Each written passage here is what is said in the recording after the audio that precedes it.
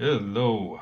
All right, so we have the exercise right here. Given a triangle with an area of 36 square meters and a base of 3 centimeters, find the height of the triangle.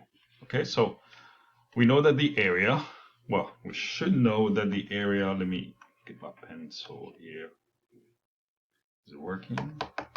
Oh, no, it's not working. Now it should be working. All right, so the area, this is it. That's the area, okay? And we're going to use that to find the height, okay? All right, so I'm not quite sure what they're asking. Okay, but we're going to do it ourselves. So the area here, they tell us, is 36 square centimeters. So we're going to put 36 square centimeters right here, equal to half base, which is 3 centimeters, times the height. So basically, all we have to do is solve for h, right? So let's simplify the process. This is 36 equal to 3 over 2, 1/2 times 3, so that's 3 over 2 times h, right? To get h by itself, first we want to get rid of the 2, multiply everything by 2, right? So multiply the right side by 2, the left side by 2. That should, you know, clear out the denominator. So next step, that's 72. Oops. 72 equal to 3h. And then here, you want to solve for h. You have to divide by 3 here. Divide by 3. 3 divided by 3 is 1, which makes it 1h or h. And 72 divided by 3 is, what is that? I have a calculator for that. 3, 24. So it is 24 centimeters. That's it. So, not quite sure. So this is the whole process. I don't know what was your question initially when you sent me the email. Please help me understand how they arrived at the answer. Please see. Okay. So I just did, right? So I guess they wanted you to go through the step. So yeah, so that's what it was.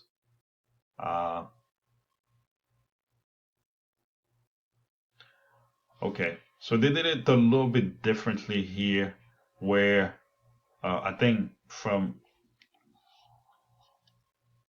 right, so going down, right, 36, 1/2, you have the base here, you have h, then 3 times 1/2 is 3 over 2 times h. And then here, I did it a little bit differently here. I just, got rid of the denominator first, and then I divide by 3. It's kind of the same process. Usually, right here, it's a little bit confusing.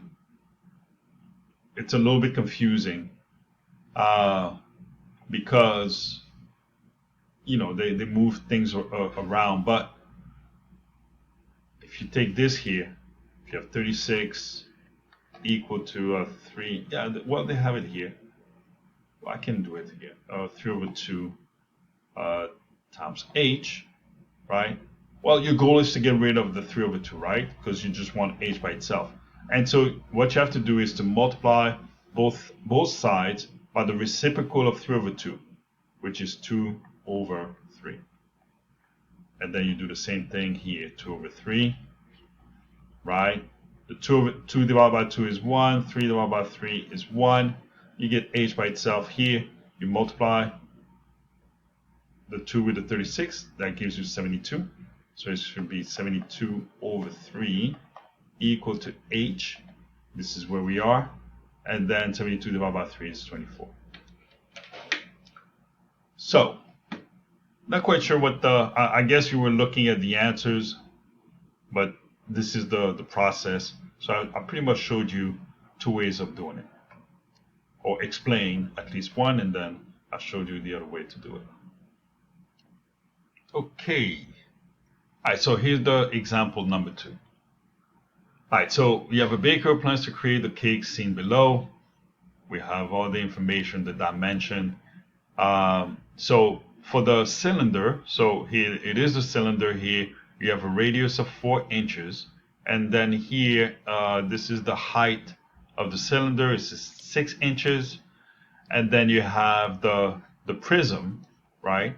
So the rectangular prism is here, and so you have the height of the rectangular prism, the length, and then the width, right?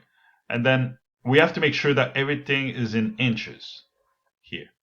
So the only thing that is not in inches is the 1 foot, right? 1 foot is 12 inches, right? Let me double check because my US measurement, I believe it is true. 1 foot to inches. Yeah, it's 12 inches. Anyway, all right. So, um, so it is 12 inches. We are good.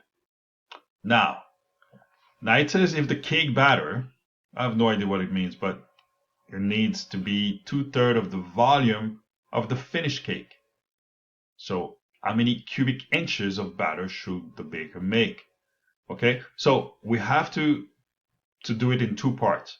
We need to find out the volume of the cylinder, all right? So volume of cylinder, and then the volume of the prism or the rectangular prism, okay? And that's all we have to do here. Once we find that, then we can figure out what is the 2/3 of the combined volumes here for this whole cake. Okay. All right. So let's start with the volume of a prism. Let me put the volume formula, which is the length times the, what am I putting? The width times the height. Okay. So that's the formula. For the cylinder is going to be the volume is equal to pi r squared times the height. That's the formula. Okay? And all we have to do here is, so that's number 1, that's number 2. And to find so I believe this is the whole cake, right? So all you have to do is add 1 plus 2 and find the total volume. Okay? All right, so let's do that. All right, so the prism, so we're just going to put it here, right? So it's going to be 14, which is the width, I believe.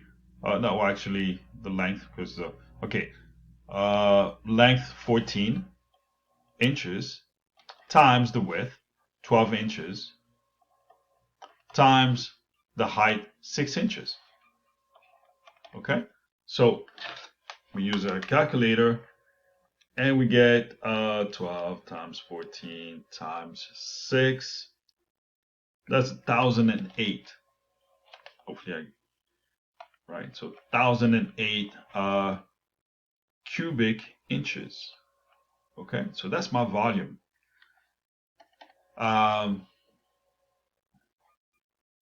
So that's it. Now number 2, let me do it again. So 12 times 14 times 6. Yeah, that's it, 1008. Now let's calculate pi times r squared times h. Right, so pi, I'm going to use the pi from the calculator, so it's mostly accurate. And then the r, which is the radius here, is 4 inches, so it's really 4 square, or 16, times h, which is 6 inches here. And so let's calculate that. Where's my pi in this stuff? Okay, pi times 16, which is 4 square, times 6. And I get 301.59. So that's what we're going to use. So that's what I got. So the total volume of the cake is 1,008 cubic inch plus 301.59 cubic inch, which gives you, so give me a second, 1,309.59 cubic inch. Okay, so now that takes care of just the volume of the cake, right? So we took care of number 3. We're done with that because we converted all measurement to the same units. That was only the 12 inches, right? So because it tells you there's only one measurement that needs to be converted. Second, identify the knowns and unknowns, whatever. We are given all the measurements anyway to find the volume of the cake, so we are good. So the only thing now is to determine 2/3 of the volume so that he can do his cake batter. Okay, so 2/3 of the volume means 2/3.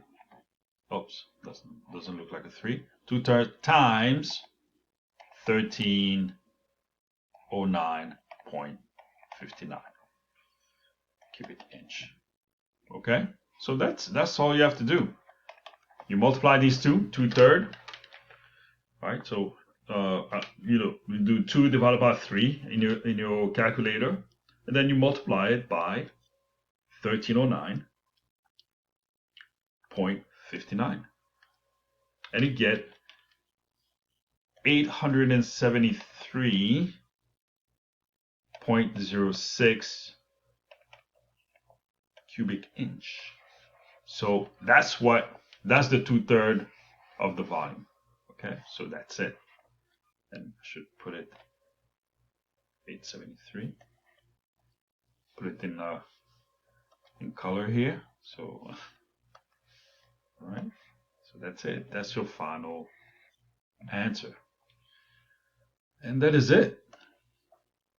Okay. So hopefully that will help you. Bye bye.